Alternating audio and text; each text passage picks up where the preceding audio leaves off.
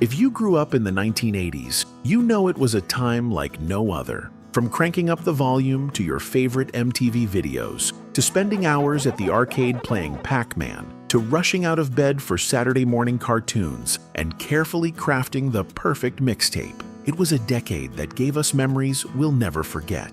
So let's rewind time and relive those golden days with the things that made childhood awesome.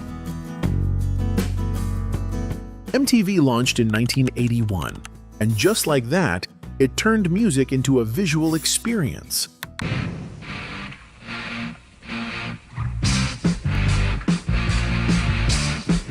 I still remember the first time I saw the video for Sweet Child O' Mine. It felt like the whole world stopped for those few minutes.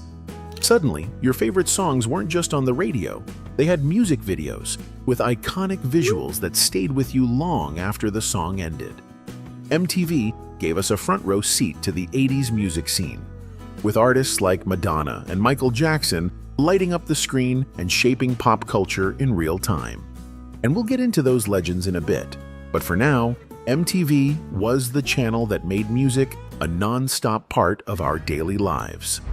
Saturday morning cartoons, now that was the highlight of the week. Scooby-Doo, Smurfs, He-Man, Transformers, you name it, it was there. The second that NBC or ABC Peacock flashed on screen, you knew it was go time. No DVRs, no streaming. If you missed it, you were out of luck till reruns. And let's be real, we all tried to convince our parents that watching Super Friends counted as educational. Those mornings were pure magic, simple, silly, and so good. Remember when these round-faced dolls with their adoption papers caused complete chaos? Moms lined up for hours. Kids begged endlessly.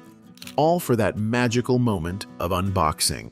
The sweet vinyl smell, the carefully chosen name, and the way everyone swore they were real. The clothes, the accessories, even those questionable yarn hairdos. People adored every little detail.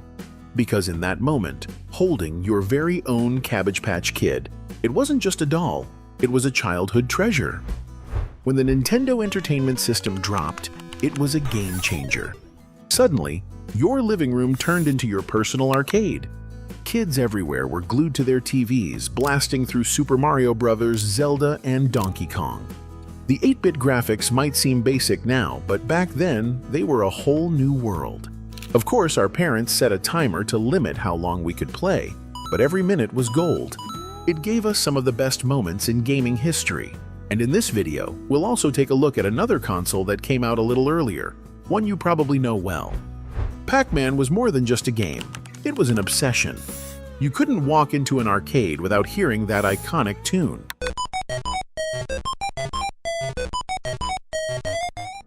The simple concept of gobbling up dots while avoiding ghosts became a phenomenon. Kids, teens, even adults, all trying to get the highest score and maybe even see that infamous game over screen. The yellow circle with a mouth became a pop culture icon, and Pac-Man wasn't just a game, it was part of everyday life. Who else spent hours in front of that screen chasing the perfect run? For us, Blockbuster was the ultimate movie destination. I've never seen 10,000 tapes in one store. Every Friday night, we'd head to the bright blue and yellow store, hunting for the perfect VHS tape to rent. And sometimes, we'd walk out with more movies than we could carry. You could easily spend an hour just browsing the aisles, trying to decide what to watch. Those moments were a big part of the 80s experience, picking out a movie and having a fun night in with friends or family. Blockbuster wasn't just a video rental store, it was where the weekend began. Michael Jackson and Madonna were the unstoppable duo of the 80s. MJ wasn't just the king of pop, he was the king of cool. His moonwalk on Motown 25 changed everything, and the world couldn't get enough of his hits like Billie Jean and Thriller. Meanwhile, Madonna was the queen of reinvention. With every new song, look, and attitude, she kept us guessing. Whether she was singing Like a Virgin or Material Girl, she was always one step ahead. Together, they dominated the airwaves and set the tone for the decade, leaving an indelible mark on music, style, and pop culture that we still feel today. Before streaming and binge-watching, we had the mighty VCR. Getting your first one felt like unlocking a new level of freedom. You could finally record your favorite shows or rent a movie and pause it.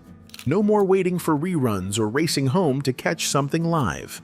And let's not forget the classic "Be Kind Rewind" sticker on every rented VHS tape.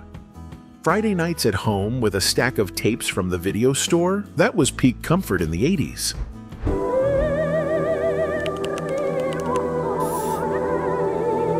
When the Walkman came along, it was like getting your own private concert, anytime, anywhere. Suddenly, you weren't stuck listening to whatever was playing on the radio. You had your own mixtapes, your own music, right in your pocket. Whether you were riding your bike, mowing the lawn, or just trying to tune out your siblings, those foam-covered headphones were your escape. It made music feel personal in a way nothing else had before. This little cube showed up in the early 80s and instantly became the puzzle everyone had to try. You'd sit for hours twisting and turning, hoping to get all 6 sides lined up. I can do it. No, you can't. No one can. It's bullshit. No, I'm pretty sure I can do it. No, you can't. Some kids could solve it in under a minute. Those were the legends. The rest of us either faked it by pulling off the stickers or gave up halfway through and used it as a paperweight. It wasn't just a toy, it was a challenge, a trend, and for many of us, a test of patience we never quite passed. There was just something special about making a mixtape in the 80s. You'd sit by the radio, finger hovering over the record button, waiting for your favorite song to come on, hoping the DJ wouldn't talk over the intro. It was like crafting your own personal soundtrack, with each song perfectly capturing a moment in time. Anyone else still have their old mixtapes stashed away somewhere? Let me know in the comments. Back in the 80s, if you needed to make a call, chances were you were looking for a payphone. They were everywhere. On street corners, in gas stations, and outside stores. No texting, no instant messaging. Just a coin and a moment of waiting. Sometimes you'd find yourself digging through your pockets for enough change to make that call. And let's not forget how awkward it was when the person you were calling wasn't there. Still, those payphones were our lifeline, giving us a way to stay in touch when you couldn't be home or didn't have a landline. Wrestling in the 80s was pure excitement, and Hulk Hogan was the larger-than-life hero we all looked up to. We were obsessed. We'd watch him rip his shirt off, flex those muscles, and all secretly hope we'd grow up to be just as strong. He made it feel like good always won in the end, with that signature, "What you gonna do when Hulkamania runs wild on you?" The WWF was packed with wild characters, flashy outfits, and storylines that had us glued to the screen. But for us kids, Hogan was the man. The Atari 2600 was our first real taste of home gaming. Sure, the graphics were far from realistic, think simple shapes and pixelated colors, but that didn't matter. It was all about the thrill of playing something new. Games like Space Invaders and Pac-Man pulled us in, and we'd spend hours trying to get that perfect high score. It was a time when video games were an exciting new frontier, and every joystick movement felt like an adventure. For many of us, the Atari 2600 was the start of a lifelong love for gaming. The Smurfs were everywhere in the 80s. These tiny blue creatures lived in mushroom houses and got into all sorts of mischief, led by the wise and caring Papa Smurf. Every Saturday morning, we'd tune in to watch their adventures, hoping they'd outsmart the evil Gargamel and his cat, Azrael. The Smurfs weren't just a cartoon. They were a world of imagination, filled with quirky characters and heartwarming moments. And let's not forget about that theme song. If you were a kid back then, it's likely still playing in your head right now. Polaroid cameras were a game changer in the 80s. Before everyone had a phone with a camera, getting a photo instantly was like magic.